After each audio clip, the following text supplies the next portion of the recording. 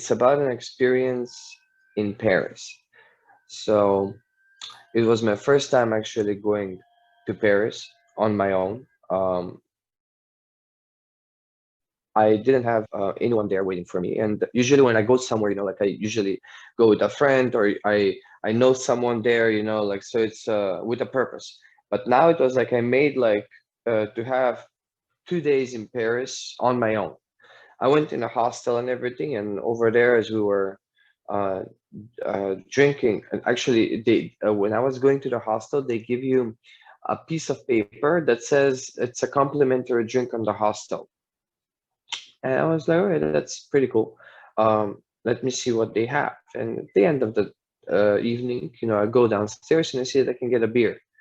So I get a beer, I sit on a table, a little French table, like how everything in France is a little bit smaller, everything is like the streets are tiny and everything inside was like, I leave my jacket and then the only space that I had was, like one space on the table. But then there's this girl, 15, 20 minutes later, she's looking for a place where to go, where to sit, and she pretty much sees my jacket, and she says like, can I sit right over here? And I was like, of course. Move the jacket. She sits over there, and we start drinking, and we're enjoying both Paris. She's from France, but coming in Paris, staying in the same hostel, and that drink pretty much, like somehow met us, and we're like, okay, let's go somewhere at an unusual place. And I was like, I just remembered one place that it is really out of the out of the beaten path.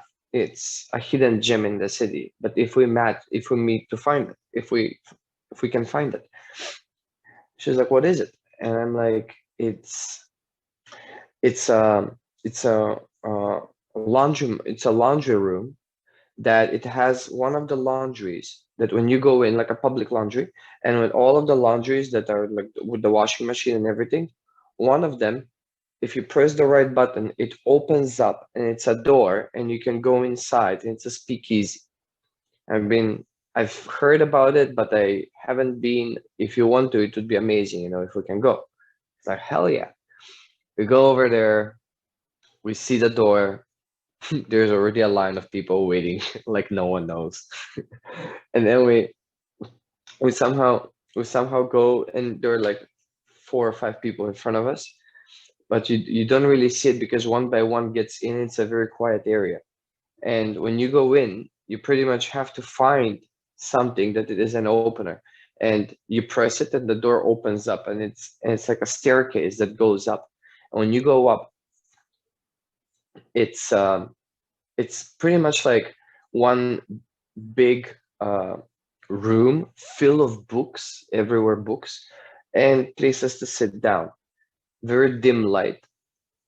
And all the way at the end, there was a bar. At the bar are homemade drinks.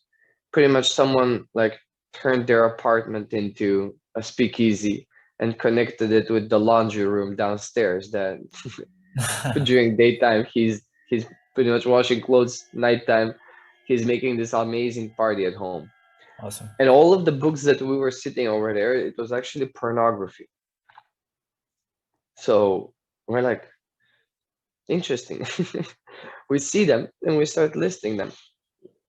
And French pornography is really interesting. It's really vivid, very well done. They were black and white, most of them. And Like we just, vintage or like present day? they were from everywhere. Like there were multiple books. They were like from vintage ones to really present, modern, well done silhouettes of bodies to, like a little bit more explicit, like everything. And we then understood that actually we don't even know each other. We started talking between each other, but never really said who we are. So she's asking me that question, like, so what do you do? And somehow I felt so boring at that time to answer what I do. But I told her, how about we actually play a game? I'm not going to tell you what I do, and you're not going to tell me exactly what you do. But I'm gonna guess. I'm gonna try. I'm gonna give you a role, And based on the books that we were watching, I said, "You're a prostitute. You just ran away from the brothel, and you're somewhere over here going from one place to another, and you're meeting me." And she looks at me, and she looks at me the same view that you did.